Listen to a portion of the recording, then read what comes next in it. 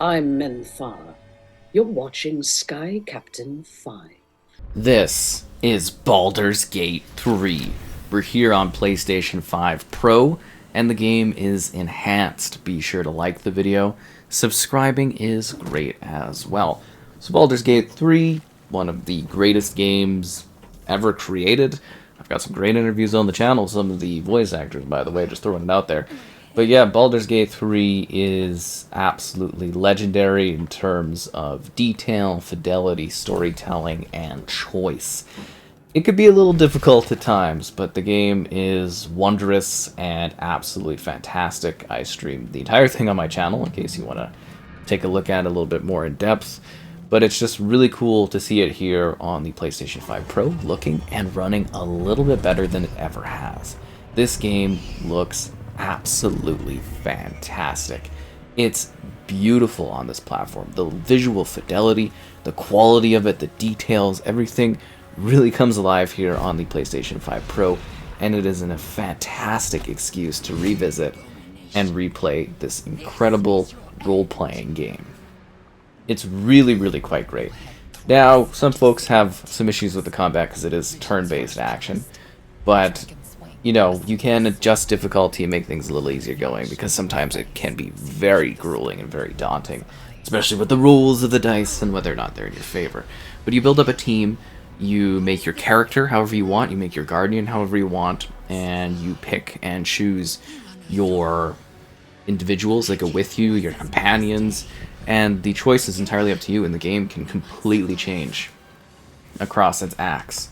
And it's just genuinely thrilling to see how different my game can look from someone else's game. And I think that's really, really quite wondrous. And then, yeah, seeing this like fidelity bump up here for the PS5 Pro, this looks fantastic. This game is beautiful. It's nice to see something that's like really pushing the console a little bit more than what we were seeing on the base PS5 and than what we were seeing on the Xbox side of things as well. And yeah, kind of stunning. So this is just like the opening part of the game, but you're kind of seeing the visual quality of it. We've got two different visual settings here that can be enjoyed. So what you've been seeing is the performance mode, which is 1440p at 60 FPS, upscaled to full 4K with pisser technology. And then there is the, well, quality mode. So quality mode is a native 4K at 30 FPS. So this mode is, you know, kind of alright. It's not necessarily the way that I would go about playing this game, but if you want the absolute, you know, level of fidelity when it comes to the gameplay experience, oh, I did not mean to make you go that way, I'm so sorry. Then that is kind of the best way to really take in this game, is from a resolution standpoint, is going here. But I really don't think you need to use this particular mode, and I would say staying with the dynamic 4K so you get that fluidity level that feels really good is kind of the way to go about it, as it just makes the combat feel a little bit more dynamic, a little bit more visually impressive, I would say. But yeah, no, you can really play it how you want. Obviously, that is the beauty of Baldur's Gate, is the decision making, and I'm very glad that they give us multiple options. But I think when you're looking here at the dynamic 4K 60, it's like, it's clean, it's sharp, it's visually stunning, and that's kind of the way to go about it personally. Now, with that, we also have co-op mode getting an adjustment. So co-op, well, basically like the split screen, will now change frame rate based on whether you're doing quality or performance as well, as opposed to being a sort of locked setting. So that's kind of the big difference there. So yeah, this is a game where you are a team. You will explore, you will try to figure things out. You have a narrator. The narrator will be basically someone that talks you through what exactly is happening within your world. And that's really, really quite exciting, because you essentially have this sort of discussional thing that completely alters your experience. And it's very interesting too, because I've played this technically quite a few times because it kept like getting rid of my save. So I lost like 25 hours of saves. Not on PlayStation. This was an Xbox issue. PlayStation is totally fine. Haha.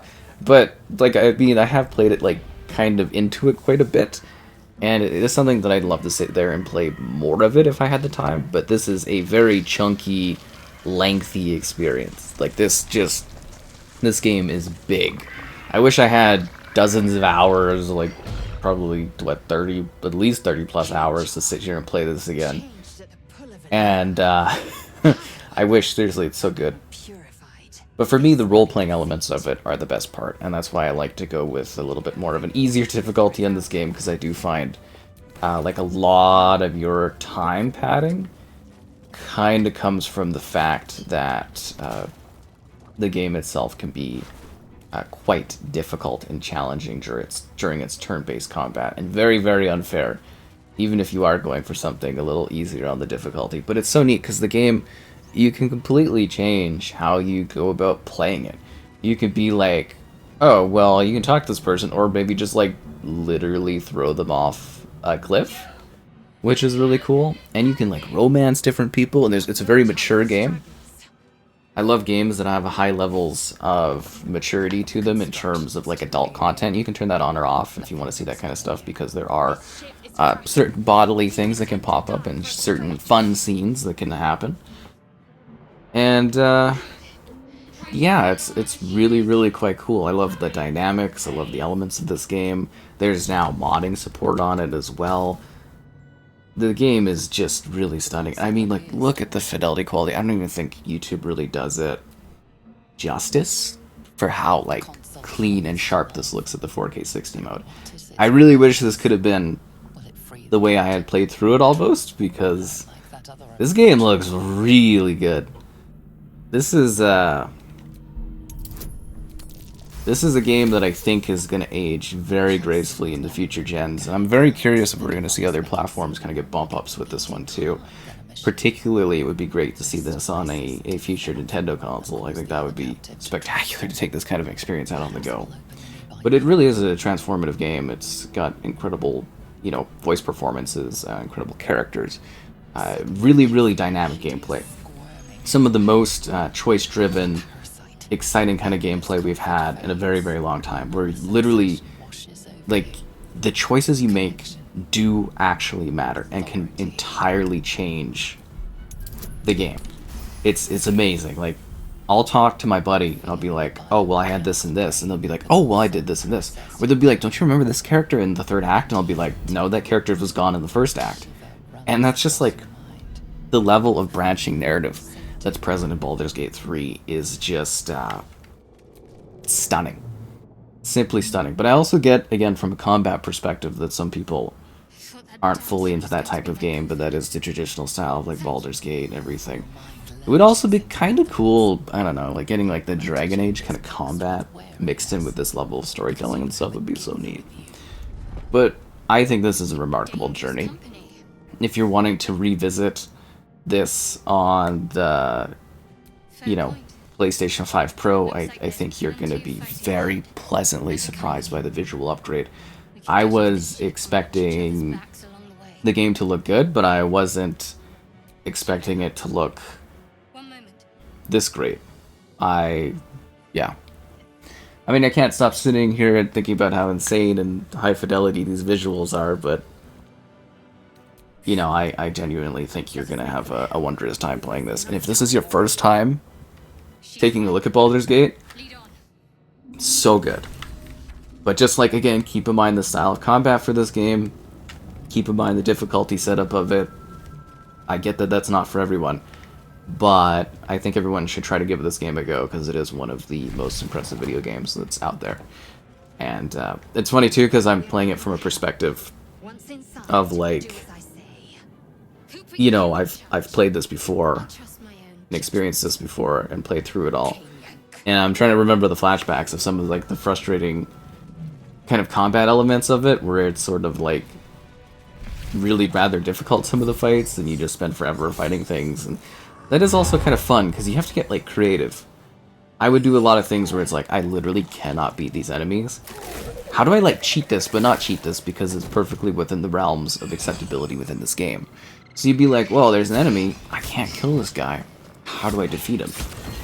Well, I'll do, like, a sneaky thing where I kind of, like, am invisible, I'll come behind somebody, I'll just push him off the ledge. Or, you know, there's just so... We will deal with the Gale after we escape. So many ways that you can, like, interact with Baldur's Gate, and that's why I love this game so much. It's just like, you really don't know how things are gonna go too. Like, the fights, they're the same fights, right? But like, the approach and the setup of the scenarios is so different every single time, and that's the biggest treat, is the fact that, like, a battle that you think is similar might literally be different every single time you jump in, or, you know, the luck of the dice is either in your favor or maybe it's against you, and you're never really sure what's going to happen, or if things are going to go well for you and you have to go back to saves. Make sure you save often too. Like, this is a game where you're sitting there making saves. I would highly recommend that you actually sit there and produce occasional saves for yourself, because you may want to try different methods and different approaches for an area. You might find that you don't like how a certain path goes or certain choices, or you may find that romance hasn't worked in a certain way for you. And that's kind of the exciting thing, is that you do have what feels like limitless choice in this game, and that is so exciting. Because there's not, like, there's a lot of games that give kind of the illusion of choice, but they don't really give you the choice to, you know, change your experience. And to me, that's really exciting to see this game actually exist and play in this sort of way. But it really can be grueling. It can be a little frustrating and annoying too, because you get to, like, some of the later parts of the game, and you're just like, are you kidding me? With some of the stuff that happens, like, it can really drive you crazy. I can inflict wounds from this. Oh, inflict wounds is where you touch them. You see, these are all your, like, your abilities. Where's my yeah, guiding bolt? You've got all these different abilities to use, and you've got so many points that you can use, like, per turn, and yeah, there's a lot going on in this, and it's like, it's pretty basic because this is just the opening sequence, so, like, there's not really any pressure to do any of this stuff, but, like, you literally can, you know, do these attacks, and they allow you to do extra bonuses, and you gotta, you know, make your moves per your turn, right? It's a strategy game, it's turn-based, and you gotta make all the right choices. But I think the way they do combat in this game is really like good. It's quick, it's efficient. Oh, there goes that guy. You gotta get to the ending here, you know, because we're getting chased down by the scary dude. And we'll just give a little bit of an arrow shot back here and maybe kill that thing for the lulz. Usually,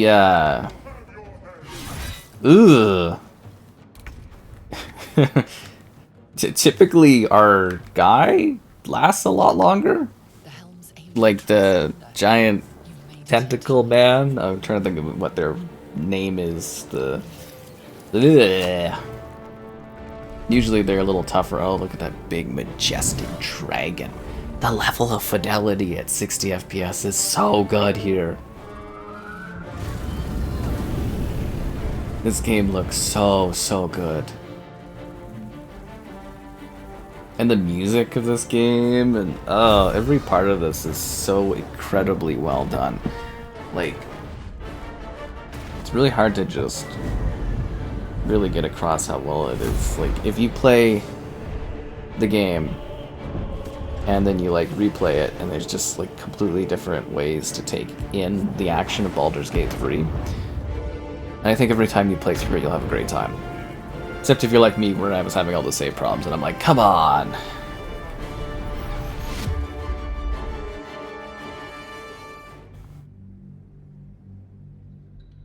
And now we load. It takes a second to load because we're getting to the first large open area, in case you're wondering. That was more of an opening tutorial thing to sort of like standardize your experience and get you into the flow of things and understand a little bit about the combat.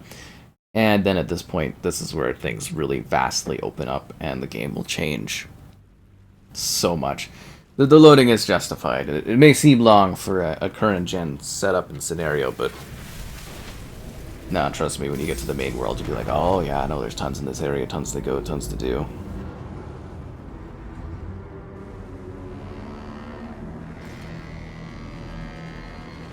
Still got that pop in there.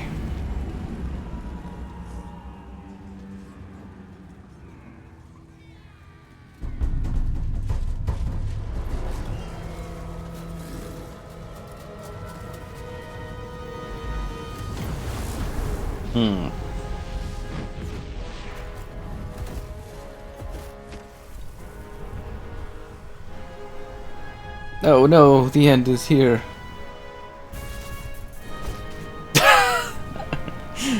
I love that you get clunked by a rock. It's kind of hilarious. Just a little bit.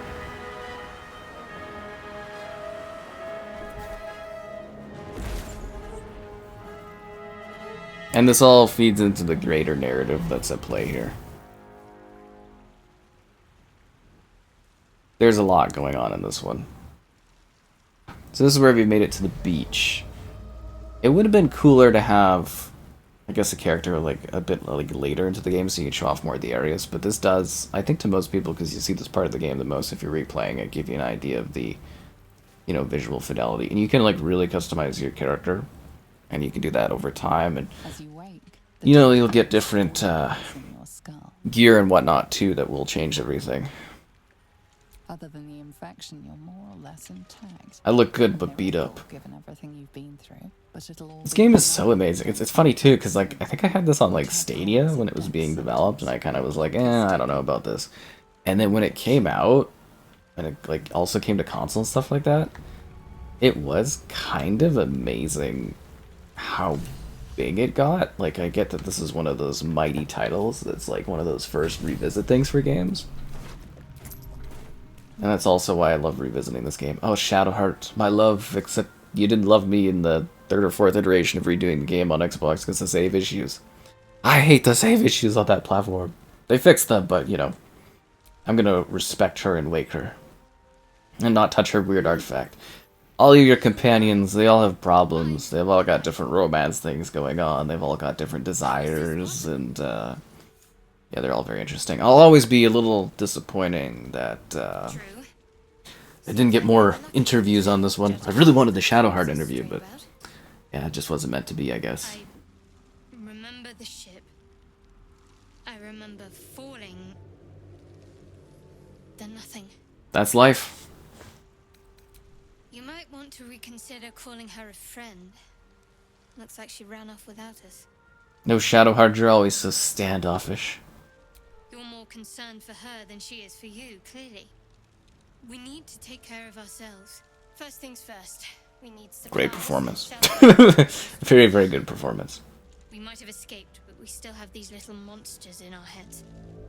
I actually think they offer a lot for me. We need each other. And we both know what's at stake. Can't think of better company. Well, that's nice. No, this is where we part ways. But, like, literally, you could just, like, Just before we go, leave Shadowheart or have Shadowheart with you. thank you again for freeing me. No problem. And this is where the start of, like, the divisions of the game really begins. Because you can do all kinds of crazy stuff. The choices you make will, like, 100% change how characters interact with you, how you interact with others. And look at the clarity. Oh, it's so good looking on this platform.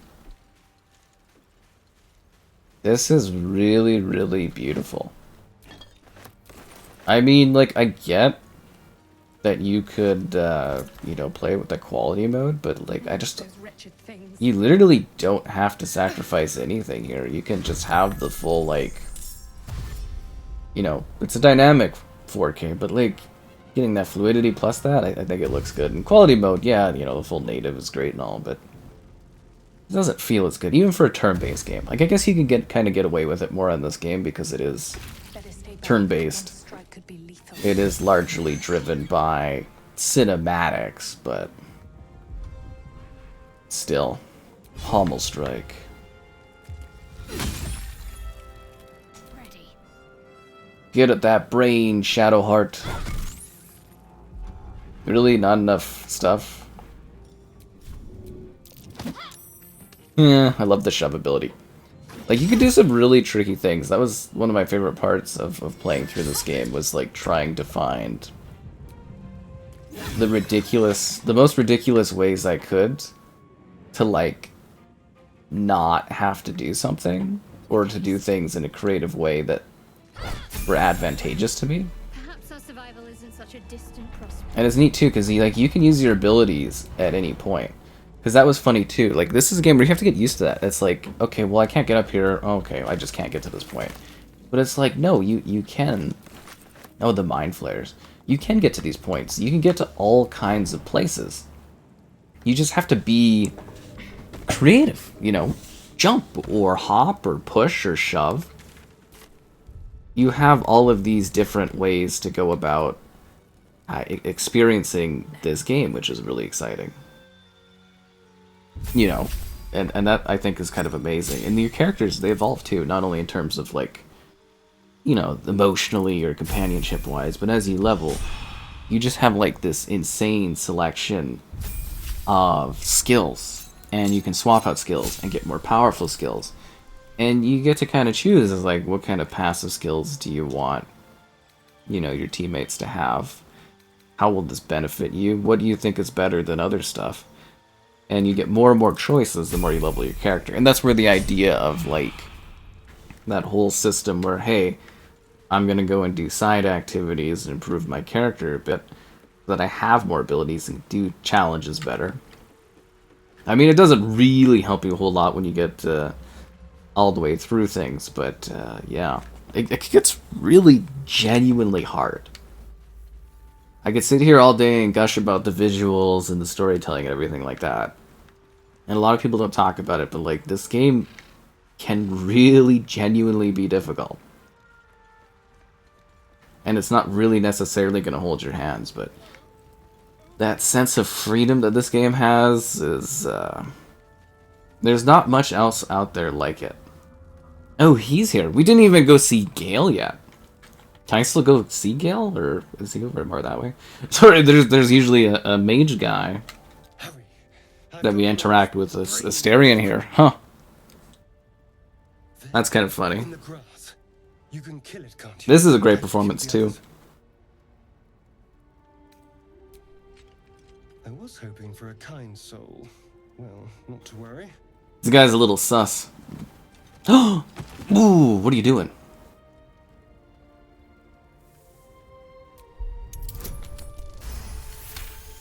The roll of the dice. And the dice is really random. Like, it can be funny. It's like literally, like, if you ever played Dungeons & Dragons, or if you have any knowledge of, like, tabletop games, you can literally, like, the way that things are dynamic in this is so incredible. Because, like, you can do funny fails. Like, you can have a super serious moment, and you can fail things. You can also be, like, in some sort of intense conversation and totally mess up, or hit perfect success, or like beat the odds. But it's kind of fun because the dice rolls of it just create such a random setup and scenarios for you to enjoy. And that, again, the randomness of this game is part of why it's so fun to revisit, because like, it can truly be different every time you play it. That's amazing. There's so few video games that do that. And, like, the core bones of it are the same, but how you end up things, I think, are really, really quite cool. Yeah, Astarion. My name's Astarion. I was in Baldur's Gate when those beasts snatched me. It's Baldur's Gate. Is that so? I should have just nodded. That's also the fun of the save thing, is you can be, like, a little bit of a mean person, as to say, and then you can redo stuff. turn us into? too. That's why I promote you making lots of saves whenever you can. Of course, it'll turn me. What else did I say? Yeah. What else But do yeah, you I do think Baldur's Gate 3 is quite magnificent. If you haven't been sold already at this point, I don't know what more I can tell you to get you into it, but Someone that can control these things. it's lengthy, There it's might impressive. still be time. The PS5 Pro upgrade here is maybe one of the best, if not the best upgrades. Yeah, You know, I it's was pretty willing cool. to go this alone, Seriously, like, but maybe it's sticking with visually the stunning. herd It's worth a isn't such a it's bad worth a idea. replay And you seem for the like a PS5 useful Pro person to know. if you haven't already been thinking of doing that. I accept. Lead on. Alright, welcome to the team. Welcome to the squad. Now I need to go find our mage, Gale. Oh, he's right up here.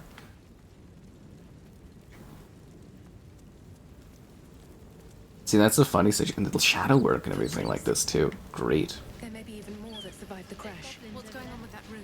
Worth checking for supplies. We're building a team. Punch the sigil on the stone. Magic And it can give you abilities opportunities for things to happen multiple times, too, which is kind of cool. functioning. Like, you might miss one character one way or send them off another way and then interact with them again. It's also neat, you have this, like, camp. And this camp is where the crew could hang out, especially your extra characters. And you can kind of talk to them and, like, romance them between segments and stuff like that. And A hand? Anyone? I don't want to give a spoiler, but, like, you can actually, like, this guy can lose his hand here. Perhaps I should have clarified. A helping hand. Anyone?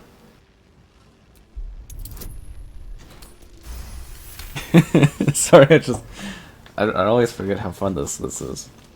It's nice to be revisiting this without the pressure of having to set it up so that I could do my streaming and actually enjoy it. Which is kind of nice. Because as I said, like, I lost the saves.